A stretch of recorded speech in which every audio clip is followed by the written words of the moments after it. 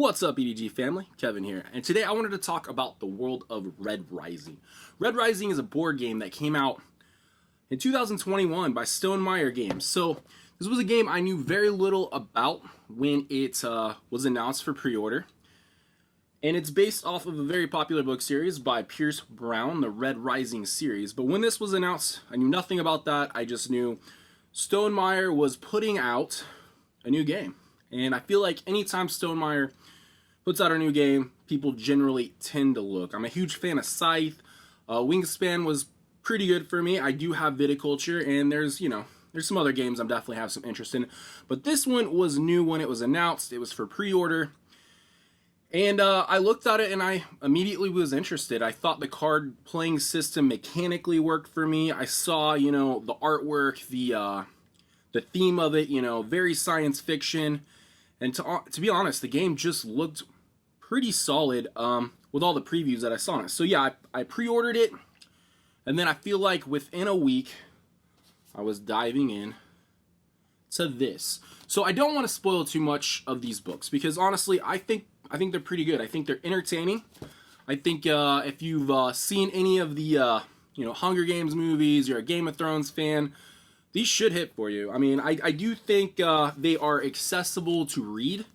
I don't think they're, the writing style is too difficult to understand. I think he did a pretty good job writing these.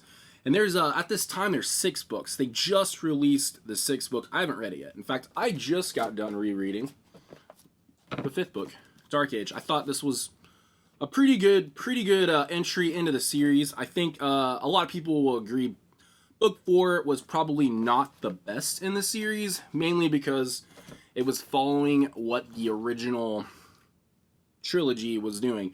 So I want to talk about this just a little bit, give you a little idea of what I think about the Red Rising series, what I think about the game. I even today see comments on, a lot of the board game groups, is the book series any good? Is the game any good? And hopefully this will be semi-informational as far as that goes. But like I said, I did just get done reading book 5. That's correct. And we'll talk about this a little bit. So, Red Rising. Red Rising is a dystopian, futuristic sci-fi novel. It centers around, the original trilogy centers around one character. But as the series grows into book 4 and book 5, you get to see a lot more perspectives of a lot of the characters that you get to meet in the first trilogy. So, this focuses on a character named Darrow. He's a red, and what I mean by that is, in this dystopian future, humanity has kind of divided itself. I say divided itself. Some of us have divided ourselves into a caste system, meaning all of us kind of have a assigned color, and you can kind of think about this as what you do for a living. What's your career? What are your skills? That is kind of what is going to base what your color is. So, for example, I've had a few jobs over the years. I currently would probably see myself more as like maybe an orange, maybe a green. Orange are very tech skilled. Green are very computer oriented. I could even be a purple. Purples are artists, content creators would probably be considered purples. But I've also been what I would consider potentially a red, a laborer, somebody that's, worked a harder job. I've waiting tables, just out of high school. I consider myself a brown. So that's kind of how it works, Everybody's been divided into these different classes, colors, and some of them are pretty extreme. Like obsidians are a genetically modified war race. And at the top of all this are the golds that are pulling all the strings. They're the ones that, have kind of made this all happen. They're the ruling class. So, where this picks up is you have Darrow, who is a red. He works a really hard job. He has a family. He believes he is basically terraforming Mars. He's mining the planet so that one day his family can rise up, ironic, and live on the surface, and, what he thinks humanity should be. Unfortunately, the Reds have been lied to. Forced labor doesn't generally like to, work for free, especially when, everybody else is having a good time. So they're doing this under a false pretense. Very early on, he realizes that and, meets kind of the beginning of this revolution. And they use Darrow to infiltrate the golds, infiltrate the ruling class. So he gets to meet all kinds of people. Obviously, he goes in there with a bunch of hatred. He has been mistreated. He has had bad things happen to him. But along the way, he sees that all golds are not bad, just like anybody else. So he goes in, and he goes in the first book, he kind of goes, it's very Hunger Game-esque. He goes to kind of a finishing school. They call it the Institute for golds. And it is basically a war game. You have all these houses competing. You know, everybody wants to make their name for themselves in the Institute because, you know, the top golds in the Institute are going to get selected by all these ruling class families and brought in and, you know, made knights. One thing about this series is it does a very good job of not just keeping it sci-fi. I mean, even through the writing, you know, it's very broad. You know, there's a lot of references to different, you know, ages of rule, especially going to the past, like the Romans and whatnot. So anyways, so he's trying to go there. He's trying to get drafted into, you know, one of these big families, and that's kind of how the series goes. You know, he is going to be amongst the golds, and he's going to start this revolution from the inside. He's going to make friends, and he's going to mix things up, and that's kind of what the first 3 books are about. But I will say, after book 1, you're really just kind of focused on Mars. You're focused on, you know, these golds at the Institute. But it gets broader with every book, you know. The second book, which is my favorite book, I believe, Golden Sun, you know, it gets bigger. We're talking about, you know, Luna, which is the moon. That's kind of where the ruling class is at. So it gets bigger. We get space battles. We get, you know, these grand, I'm trying to think. They call them Iron Rain. It's kind of how they infiltrate planets sometimes. They drop a bunch of golds over the top, and they just go in and create havoc. And I will say, these books are relatively violent, so be expecting that if you get into these. I mean, there's not much of a, you know, lead into it. First couple chapters, they're going to be heart-wrenching right off the bat.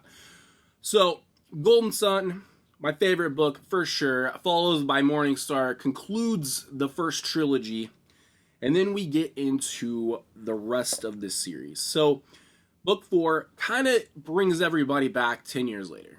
You know, things have, you know, been going on with this revolution. They're trying to reimagine humanity, and there's still war going on, and it does a really good job of, you know, really defining some of those character flaws, you know, character relationships. It stresses a lot of them, but at the same time, you get these really great action pieces. Like I said, I think the 4th book, Iron Gold, I believe is what it's called.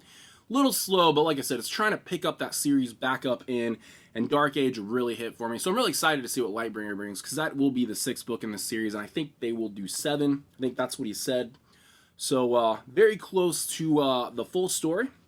Very excited about that. But yeah, so this got me really, really excited for Red Rising the game to come in. So Red Rising the game is mostly a card game. You're going to be playing cards every turn. That is the basic mechanic of it. But there's going to be track. There's going to be a track to go up. There's going to be influence that you're trying to get. And you're basically trying to have the best hand and get all these points at the same time. It's very tricky. I played this mostly solo, and the solo game is one of those that kind of hits and misses for me. But I will say, you know, you get a 3 or 4 player game going in on this. The art is fantastic. So it definitely shows some of these characters. The game character-wise is really just off the first trilogy. There's a lot of characters that get introduced later that aren't in the game. So I don't know if that's something that could potentially be added as like a promo pack later by Stonemaier Games. I think it'd be kind of cool. But yes, you're basically trying to do what you do in the game. This is Jupiter, Mars, Luna, the Institute. You got this little fleet track. You're going to get points as you go up. The Institute, you're trying to basically put influence on, and you're going to get points based on that. Mars, you're basically mining helium-3, which is a huge resource in Red Rising. And Luna kind of gives you the control over the sovereignty, which is, the sovereign is the main ruler of the golds over society. So you're going to do that. And I don't want to go through this too much, but it's very card focused. So every card in this is the only one. There's one of every card in here. And they're all based on characters. So you get characters, you get some very generic characters like This Aegis Craftsman, he's an orange. You get blues, Morning Star. You're gonna get, greens, and that's kind of how this works. You're gonna get some heroes in gold. You're gonna get Severo. You're gonna get people like Cassius, and they all do something very specific when you deploy them. So you're basically gonna deploy a card every turn, and then you're gonna take a card back, and you're gonna do that. You're gonna be trying to build your hand. It's a very creative game. I'll tell you right now. Very simple to learn. I feel like the biggest issue I have with this game mechanically is you don't kind of know what all the cards are. You don't really know what you're building for. Because a lot of the time, you won't see all the cards. I don't even get through maybe a quarter to a third of the cards when I'm playing solo. So very hard to build that perfect hand and keep your scoring engine going. Because that's pretty much what you're trying to do. Have a really good in-game card hand, as well as pick up those points, get up the tracks, and that's how you trigger the end of the game. Getting 2 of those fulfillments, 7 helium, I believe 7 on the fleet track, and then 7 influence at the Institute. 2 of those 3 would end the game. So very cool, very easy to teach. But like I said, I feel like this is one of those things where if you don't necessarily like the IP, it may diminish how much you like this game. If you like it mechanically, this is going to be fine. Not going to be an issue at all. But I feel like you get into it a little bit more when you know the characters, you know the locations, you know what you're getting into, you're seeing this fantastic artwork. One thing this series does very well is world building. So I feel like once you have that world kind of built in your mind and you take it to the game, you enjoy it a little bit more. I mean, that is kind of have been my experience with it. The other things is you kind of have these houses. So this is kind of more based on the first book. You got all these houses. They're going to give you kind of an asymmetrical power. I do have the deluxe edition.